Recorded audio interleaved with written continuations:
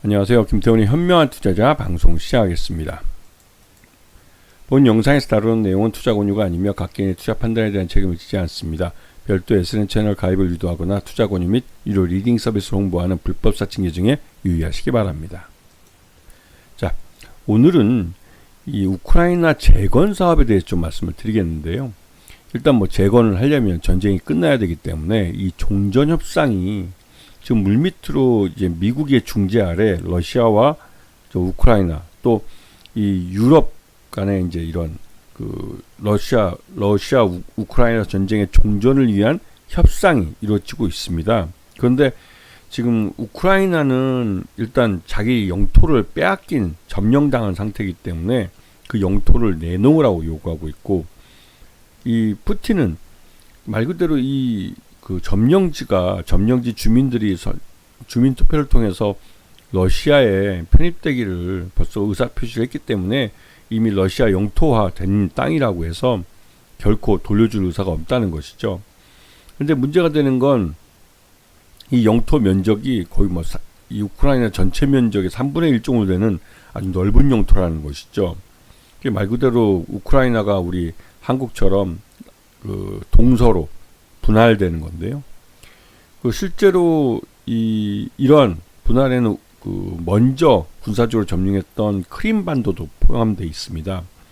근데 이 동부 지역 같은 경우는 말 그대로 러시아군에 의해서 점령이 된 거라고, 현재 전쟁에 의해서 점령된 거라고 얘기가 나오고 있지만, 이 우크라이나 같은 경우, 그러니까 크림반도 같은 경우는 역사적으로도 이 우크라이나 땅이었지만 이 여전히 제정 러시아 때부터 러시아가 갖고 있던 땅이기도 하고, 그래서 이게 관계가 좀 복잡한 상황이기도 해요. 그래서 이 크림반도 같은 경우는 이 러시아가 흑해로 나가는 그 통로에 있는 항구 도시이기 때문에 크리스폴 같은 경우는 굉장히 중요한 군항이기도 하죠. 군항. 이 러시아 해군의 군항이기도 하고, 전략적인 위치가 있기 때문에 크림반도를 예전부터 러시아가 굉장히 욕심을 냈습니다. 그런데 이 우크라이나가 친서방 국가로 정부가 바뀌면서 여기를 그냥 점령해 버렸죠. 이거는 이제 군사적으로 자신들이 필요하다고 예전부터 그 얘기해 왔기 때문에 그 일찍부터 예상되던 것이었습니다. 그래서 이번에 트럼프도 이 크림반도 같은 경우는 이 러시아가 실효적으로 지배하고 있는 걸 인정을 해주고 그 기반에서 전쟁을 끝내자라고 얘기를 합니다. 그러니까 우리 한국 전쟁처럼 지금 현재 양쪽 군대가 점령하고 있는 지역, 그 지역에서 이제 휴전선을 긋자는 것이죠. 이게 이제 한국의 사례가 있기 때문에 그 사례대로 하자는 건데, 그렇게 되면 이 동부 지역이 대표적인 우크라이나의 산업지대인데 그 산업지대 전체를 뺏겨야 되는 겁니다.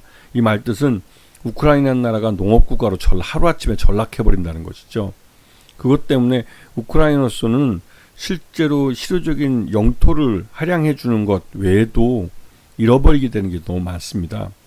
그래서 이거에 대해서 이 미국이나 EU가 재건 사업을 통해서 우크라이나가 살아갈 수 있도록 기반시설, SOS시설을 깔아주겠다라고 약속을 하든지 해야 되는데 이게 쉽지 않은 상황이죠. 근데 여기다 더해서 러시아도 미국의 중재에 대해서 그렇게 탐탁치 않아 합니다. 왜냐면 이미 자신들이 점령하고 있는 이 그 점령지는 자신들이 직접 희생을 해서 빼앗은 땅인데 이거를 갖고 협상의 대상으로 삼는다는 건 말 그대로 러시아가 받아들일 수 없는 것이죠.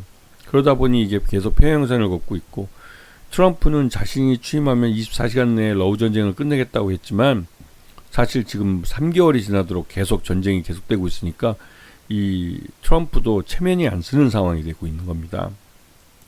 그래서 최종적으로 러시아에게도 이 미국의 중재를 받아들이지 않으면 너희들끼리 러시아, 우크라이나 죽이 되든 밥이 되든 너희들끼리 싸워라. 우린 빠지겠다. 그래서 미국이 중재를 거부할 수도 있다라고 말을 한 것이죠. 여기에 푸틴이 부활절 기간 동안 휴전을 하겠다고 일방적으로 선언을 했습니다. 그리고 이 휴전은 이후에도 양쪽에서 먼저 개전하지 않으면 그냥 휴전이 계속 될 수도 있기 때문에 이 부활절 휴전이 실질적으로 러우 전쟁의 휴전으로 갈 수 있는 하나의 시발점이 될 수 있다는 말들이 나옵니다.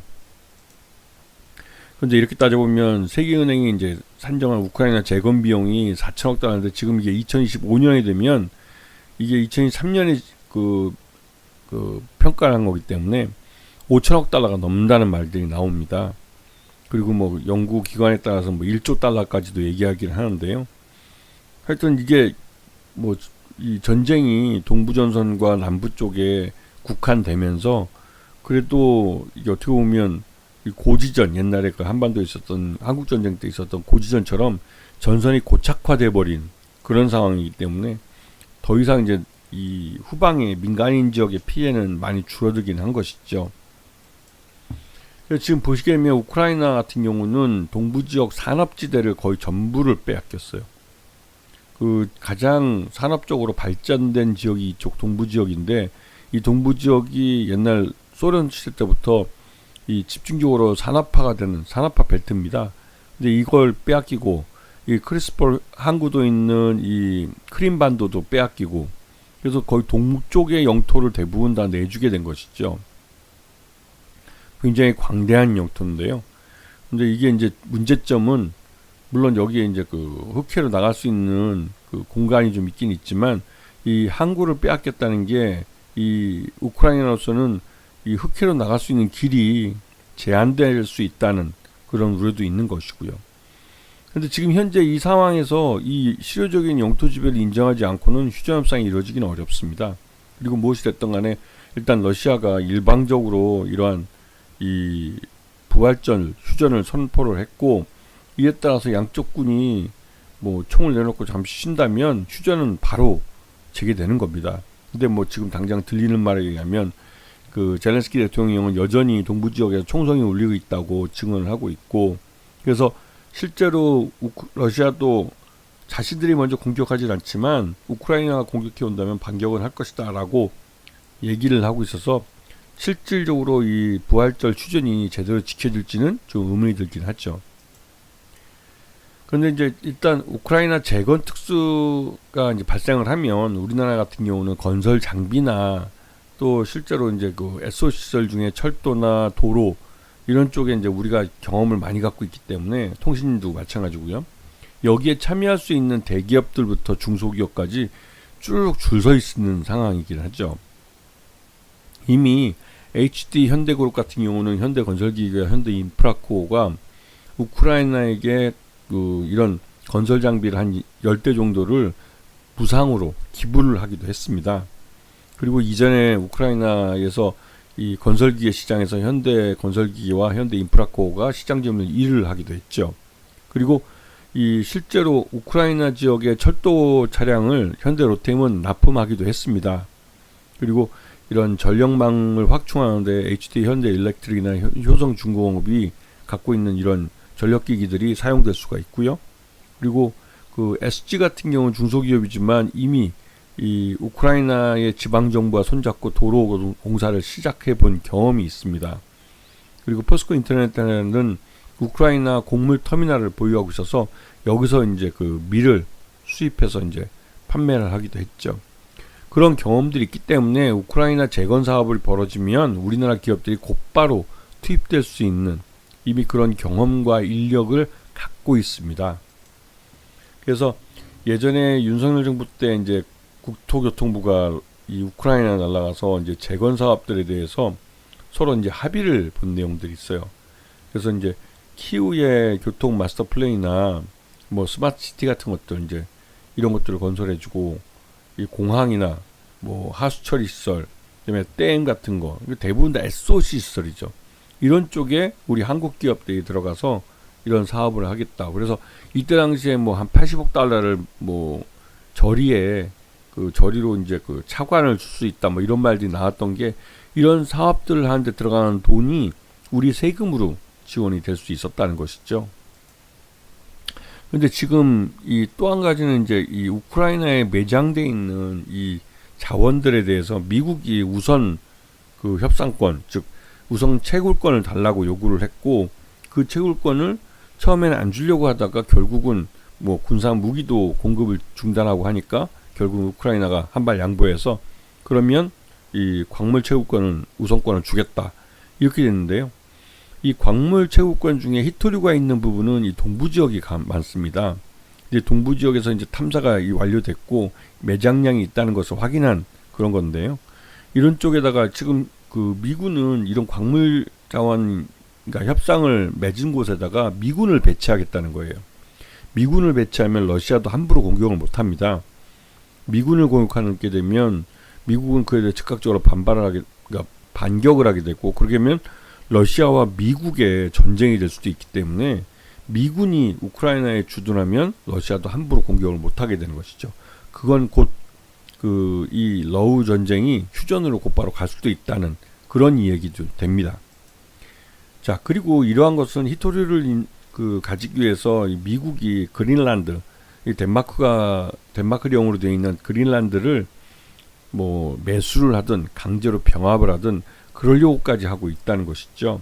그만큼 히토류에 대해서 미국이 신경을 많이 쓴다는 겁니다. 이거는 중국이 전 세계 히토류의 한 90% 이상을 수출하고 있는데 생산을 하고 있고 여기에 대해서 대항을 해서 히토류 자원을 확보하기 위한 하나의 미국의 노력이라고 볼 수가 있습니다.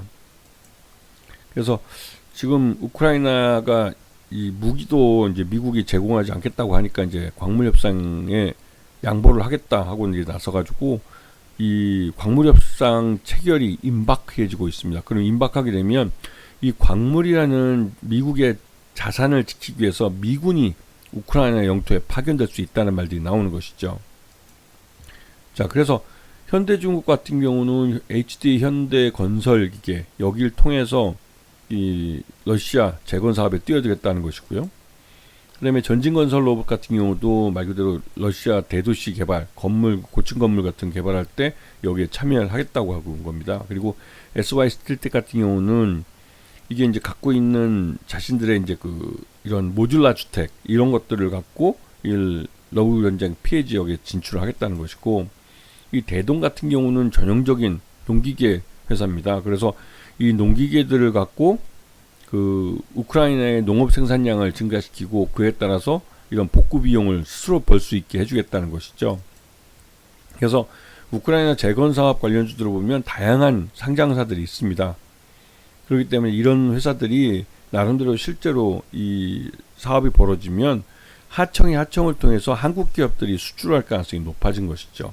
그만큼 우크라이나라는 재건 사업에 수천억 달러가 들어갈 것이고 그 수천억 달러의 돈을 EU와 미국이 많은 부분을 지원해 줄 거기 때문에 결국은 이제 서유럽의 기업이 이 수주를 한다 할지라도 실제로 이러한 복구 사업을 하는 것은 우리 한국 기업이 하청을 통해서 받을 가능성이 높습니다. 그렇기 때문에 이 우크라이나 재건 사업 관련주들을 주의 깊게 보셔야 될 그런 타이밍이 되신 것이죠. 아시겠죠? 자, 오늘 방송 여기서 마치겠습니다. 감사합니다.